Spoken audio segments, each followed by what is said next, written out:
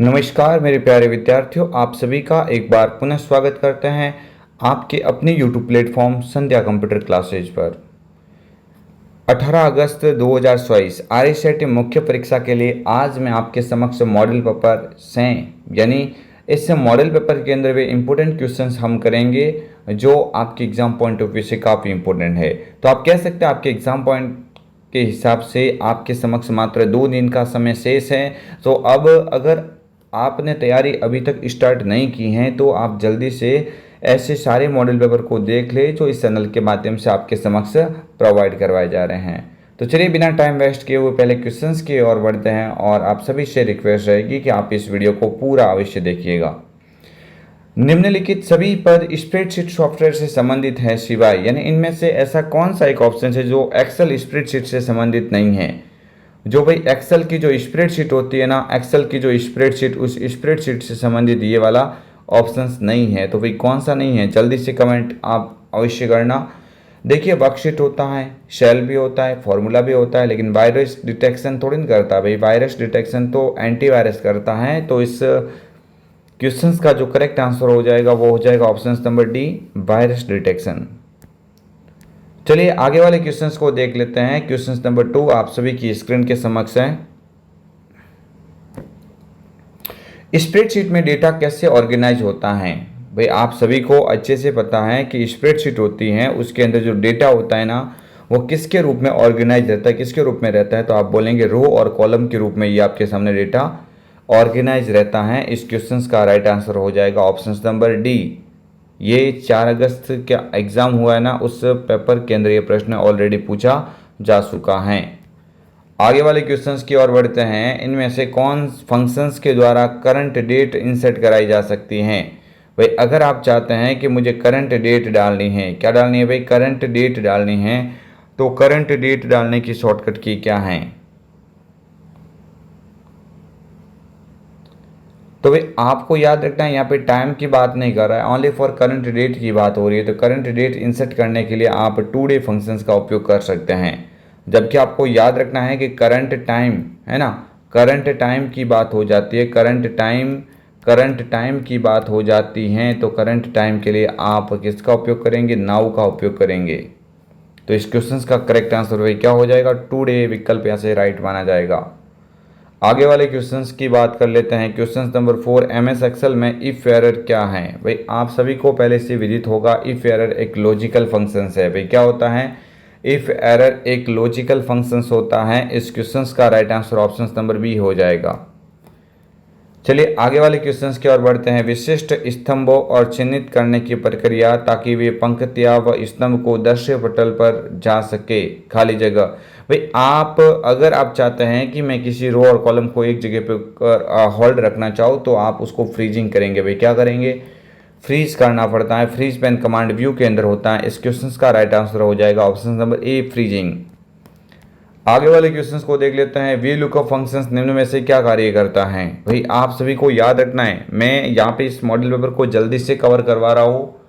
आपके समक्ष 2 दिन का समय है, तो आप जितने भी मॉडल पेपर इस चैनल के माध्यम से आपको प्रोवाइड किए जा रहे हैं उन सभी मॉडल पेपर को अवश्य देखना।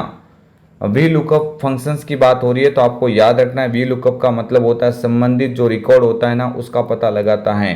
तो इस क्वेश्चन का जो राइट आंसर हो जाएगा ना वो हो जाएगा ऑप्शन नंबर सी हो जाएगा, संबंधित रिकॉर्ड का पता लगाता है। चलिए आगे वाले क्वेश्चंस को देख लेते हैं। एक स्लाइड शो में स्लाइड चेंज होने पर डिस्प्ले के लिए जो अप्लाइड इफेक्ट होता है वो क्या कहलाता है। एक स्लाइड होती है, वो स्लाइड चेंज होने के बाद में जो डिस्प्ले के ऊपर इफेक्ट होता है उसे क्या बोलेंगे। तो आप उसको क्या बोलेंगे भाई, आपको ध्यान रखना है एक स्लाइड से दूसरी स्लाइड पे जाने की प्रक्रिया को स्लाइड ट्रांजिशन के नाम से जाना जाता है। क्या बोलेंगे, स्लाइड ट्रांजिशन। ये आप लिख लीजिए, 18 अगस्त के पेपर में ये क्वेश्चन श्योर बनेगा। कौन सा, स्लाइड ट्रांजिशन वाला श्योर बन सकता है। आगे वाला क्वेश्चन, प्रेजेंटेशन में विद्यमान सभी स्लाइडों का एक जैसा प्रदर्शन आने के लिए आप निम्न में से क्या उपयोग करेंगे। ये भी क्वेश्चन आप लिख देना, 18 अगस्त के पेपर में आपको देखने को मिलेगा। तो प्रेजेंटेशन में विद्यमान जो स्लाइड होती है उन सभी स्लाइड का एक जैसा बैकग्राउंड रखना चाहते हैं तो आप प्रेजेंटेशन डिजाइन टेम्पलेट का उपयोग करेंगे। इस क्वेश्चन का राइट आंसर हो जाएगा option number D, presentation design template. आगे वाले क्वेश्चंस को देख लेते हैं। हमलावर संक्रमित विज्ञापनों को अपलोड कर किस प्रकार का हमला करता है? तो भाई संक्रमित विज्ञापन होते हैं ना, जो संक्रमित विज्ञापन होते हैं उनको अपलोड करके जो अटैक किया जाता है वो मेलवेटाइजिंग कहलाता है। भाई क्या कहलाएगा? मेलवेटाइजिंग कहलाता है। यहाँ से क्वेश्चंस का राइट आंसर हो जाएगा ऑप्शन नंबर सी। चलिए आगे वाले क्वेश्चंस को देख लेते हैं। हमलावर क्लाइंट मशीन और सर्वर के बीच एक ऑथेंटिकेशन सेशन की निगरानी कर किस तरह का हमला करता है? ये भी प्रश्न आपके एग्जाम में कई बार पूछा गया है। ठीक है, तो हमलावर क्लाइंट मशीन और सर्वर के बीच एक ऑथेंटिकेशन सेशन की निगरानी कर किस तरह का हमला कर सकता है? तो यहाँ से करेक्ट आंसर हो जाएगा सेशन अपहरण। क्या हो जाएगा? Session hijacking. यहाँ से ऑप्शंस का राइट आंसर होगा। नेक्स्ट आगे वाला क्वेश्चन है, हैकिंग और कंप्यूटर अपराध किस प्रकार की धारा है?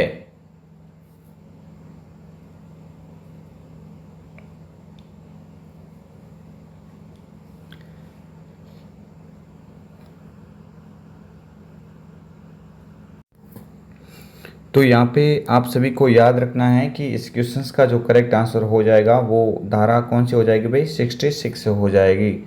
ठीक है, धारा 66 यहाँ से इस क्वेश्चंस का करेक्ट आंसर हो जाएगा। चलिए इसके अलावा जैसे आपको पूछे 65, तो आपको याद रखना कंप्यूटर स्रोत कोड के साथ में छेड़छाड़ करना है ना। कंप्यूटर स्रोत कोड होते हैं उनके साथ में छेड़छाड़ करना, ये इसके लिए हो जाती हैं। और इसके अलावा आपको याद रखना है कि ये जो यहाँ पे इस क्वेश्चंस का जो करेक्ट आंसर हो जाएगा वो हो जाएगा धारा 66 हो जाएगा।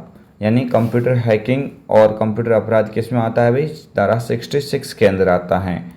चलिए आगे वाला क्वेश्चन है, भारतीय कॉपीराइट अधिनियम है। तो भाई आप सभी को याद रखना है कि भारतीय कॉपीराइट अधिनियम अगर आपको एग्जाम में पूछा जाए, भारतीय कॉपीराइट अधिनियम का एग्जाम में पूछा जाए तो क्या करेंगे भाई? जल्दी आप सभी को यहाँ पे ध्यान देना है।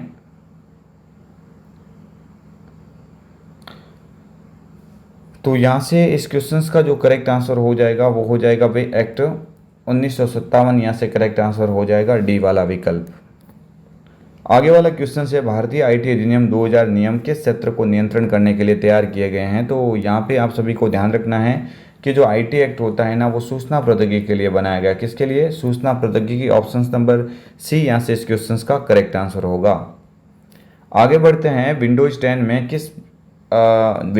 में किसमें से एक किस फंक्शंस के द्वारा सीडी या डीवीडी को किसी तीसरे सॉफ्टवेयर के बिना बर्निंग कर सकते हैं? तो यहाँ से भी क्वेश्चन थोड़ा सही से वापस रिपीट करते हैं। विंडोज 10 में जो आपके सामने दिया हुआ है, ठीक है, उनमें से किस फंक्शंस के द्वारा सीडी या डीवीडी को किसी तीसरे सॉफ्टवेयर के बिना बर्निंग कर सकते हैं? तो यहाँ से भी करेक्ट आंसर क्या हो जाएगा? डिस्क बर्निंग फंक्शंस एक ऐसा फंक्शंस होता है जो किसी तीसरे जो सॉफ्टवेयर के बिना हम यहाँ पे डायरेक्टली बर्न कर सकते हैं। सीडी या डीवीडी में किसी डेटा को कॉपी करना बर्निंग कहलाता है, ये भी आप अवश्य याद रखना। चलिए आगे वाला क्वेश्चन देखते हैं। सीडी डीवीडी में बर्न किया जा सकता है भाई, सीडी डीवीडी में क्या बर्न किया जा सकता है? वीडियो किया जा सकता है, चित्र हो सकता है, दस्तावेज हो सकता है। तो यहाँ से उपरोक्त सभी इस क्वेश्चन का करेक्ट आंसर होगा। चलिए आगे बढ़ते हैं, माइक्रोसॉफ्ट ऑफिस पिक्चर मैनेजर क्या है? तो आप सभी को याद रखना माइक्रोसॉफ्ट ऑफिस पिक्चर मैनेजर हैं ये भाई एक मूल तस्वीर एडिटिंग सॉफ्टवेयर होता है, यानी एक पिक्चर्स एडिटिंग सॉफ्टवेयर के रूप में इसको जाना जाता है। इस क्वेश्चन का राइट आंसर हो जाएगा ऑप्शन नंबर ए। चलिए आगे वाले क्वेश्चन से, सबसे शक्तिशाली कंप्यूटर जो बड़ी खोज और वैज्ञानिक उपयोग के लिए इस्तेमाल किए जाते हैं? तो सबसे बड़ी कंप्यूटर, शक्तिशाली कंप्यूटर की बात हो रही है तो यहाँ से करेक्ट आंसर क्या हो जाएगा? सुपर कंप्यूटर यहाँ से बिल्कुल इस क्वेश्चन का राइट आंसर होगा। आगे बढ़ते हैं, सरकारी संस्थाओं, बड़ी व्यावसायिक फर्म और बिजनेस ऑपरेशन के लिए किस कंप्यूटर का उपयोग किया जाता है? तो कोई सरकारी की संस्थाएं हो सकती है, बड़ी व्यावसायिक फर्म हो सकती है। बड़ी व्यावसायिक का बात नाम आ रहा है, इसका मतलब यहाँ पे हम मेन फ्रेम कंप्यूटर को करेंगे। किसको करेंगे भाई? Main frame computer. ये सुपर के समान तो शक्तिशाली नहीं होते हैं लेकिन मिनी और माइक्रो से काफ़ी तेज होते हैं। तो यहाँ से इस क्वेश्चन का राइट आंसर यहाँ पे हो जाएगा ऑप्शन नंबर ए। चलिए आगे वाले क्वेश्चंस देख लेते हैं। मिनी कंप्यूटर के उदाहरण बताइए भाई। मिनी कंप्यूटर का उदाहरण इनमें से कि 202 होता है, टेक्सास इंस्ट्रूमेंट TI 990 ये भी राइट है, SDS 92 ये भी राइट है। इसका मतलब उपरोक्त सभी यानी डी वाला जो विकल्प है यहाँ से ये राइट माना जाएगा। आगे बढ़ते हैं WORM है ना, WORM डिस्क का मतलब बताइए। तो यहाँ पे आपको याद रखना है, इसका मतलब हुआ ऐसी सीडी डीवीडी जिसमें एक ही बार किसी डेटा को डाला जा सकता है, यानी राइट वंस रीड मैनी की बात हो रही है, राइट वंस रीड मैनी। यहाँ से ए वाला जो विकल्प है ना, ये इसका बिल्कुल राइट आंसर हो जाएगा। आगे बढ़ते हैं, शॉर्टकट तैयार करने के लिए किस फंक्शंस कीज के अलावा किन कुंजियों का उपयोग किया जा सकता है। ठीक है, तो यहाँ से आप सभी को याद रखना है कि अगर आप शॉर्टकट की के द्वारा अगर आप कुछ फंक्शंस ऐसे कोई कीज बना सकते हैं, ठीक है, यानी ऐसी कौन सी मतलब की है जो शॉर्टकट की के रूप में यूज़ की जाती है, यानी उसका उपयोग किसी शॉर्टकट की को बनाने के लिए किया जाता है और फंक्शंस की उसके अंदर नहीं होती है। तो आपको याद रखना वो बात कॉम्बिनेशन की कर रहा है। तो कॉम्बिनेशन की का मतलब क्या होता है, एक तो होती है भाई कंट्रोल बटन, एक होता है आपके सामने अल्ट बटन होता है, एक होता है आपके सामने भाई एक आपके सामने होता है शिफ्ट बटन। कौन सा होता है, शिफ्ट बटन होता है। ठीक है, तो यहाँ से तीनों ये यहाँ से इस कॉम्बिनेशन की के अंदर आती हैं, ये इस क्वेश्चन का राइट आंसर हो जाएगा। चलिए आगे बढ़ते हैं, निम्नलिखित उपकरणों में से कौन सा उपकरण तेजी से कंप्यूटर गेम को खेलने में प्रयोग किया जाता है। भाई जब गेम कंट्रोलर की बात हो जाए ना, कंप्यूटर गेम को खेलने की बात हो जाए, तो उस इनपुट डिवाइस का नाम क्या है, जॉयस्टिक है। इस जॉयस्टिक को आप बोल सकते हैं भाई गेम कंट्रोलर, है ना। इस जॉयस्टिक को आप क्या कह सकते हैं, गेम कंट्रोल, क्योंकि ये गेम को कंट्रोल करने के लिए इस्तेमाल लिया जा सकता है। आगे बढ़ते हैं, किसी फाइल का नाम बदलने के लिए किस फंक्शंस कुंजी का उपयोग किया जाता है। भाई किसी फाइल का नाम बदलना है ना, यानी रीनेम है ना, रीनेम की पूछी जा रही है, रीनेम की शॉर्टकट की आपको पूछी जा रही हैं। तो रीनेम की शॉर्टकट की भाई क्या हो जाएगी आपकी, F2 हो जाएगी। कौन सी हो जाएगी, F2 यहाँ से राइट आंसर हो जाएगा।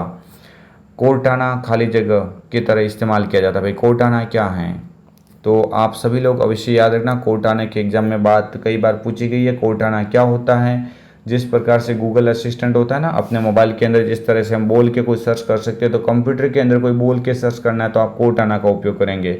इसका मतलब ये है ना, सर्च बॉक्स की तरह इस्तेमाल होता है, बोल के भी सर्च कर सकते हैं और लिख के भी सर्च कर सकते हैं। इस क्वेश्चन का राइट आंसर हो जाएगा ऑप्शन नंबर सी।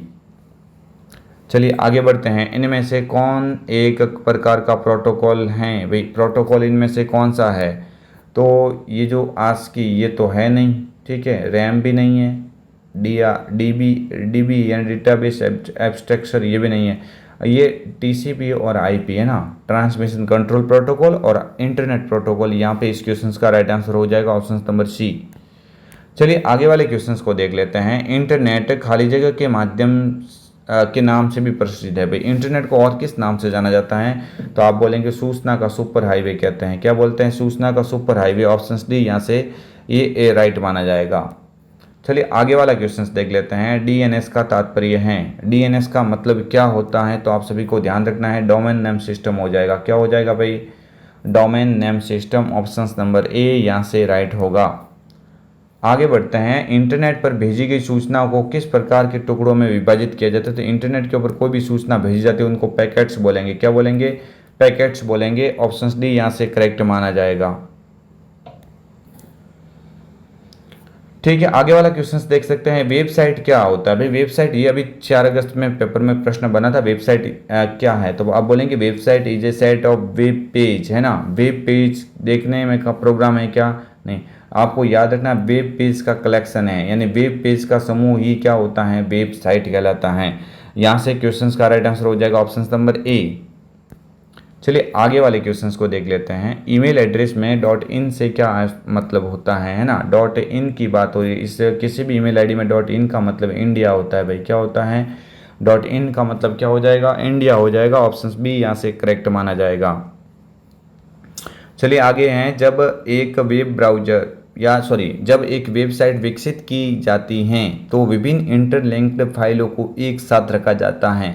इसे कौन सी सुविधा करके प्राप्त किया जा सकता है, तो भाई बहुत सारे पेज का एक लिंक बनाते हैं जिसे हम हाइपर लिंक के नाम से जानते हैं। क्या बोलेंगे, हाइपर लिंक, है ना। यहाँ से प्रश्न का राइट आंसर हो जाएगा ऑप्शन नंबर बी। आगे बढ़ते हैं, ऑनलाइन एंटीवायरस सॉफ्टवेयर खरीदने के लिए किसकी आवश्यकता होती है। अगर आप ऑनलाइन माध्यम से इंटरनेट को खरीदना चाहते हैं तो भाई कंप्यूटर होना चाहिए, इंटरनेट कनेक्शन भी होना चाहिए, ऑनलाइन बैंक खाता भी होना चाहिए, ताकि हम वहाँ से पेमेंट कटवाएंगे।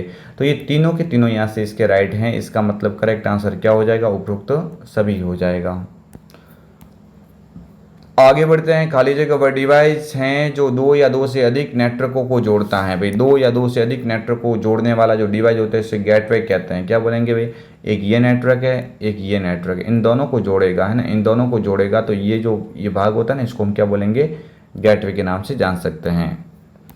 आगे बढ़ते हैं। खाली जगह इंटरनेट का स्टैंडर्ड प्रोटोकॉल है। भाई इंटरनेट का स्टैंडर्ड प्रोटोकॉल कौन सा होता है, उसका नाम है ट्रांसमिशन कंट्रोल प्रोटोकॉल और इंटरनेट प्रोटोकॉल, है ना, टीसीपी और आईपी, ये इंटरनेट का सबसे स्टैंडर्ड प्रोटोकॉल होता है।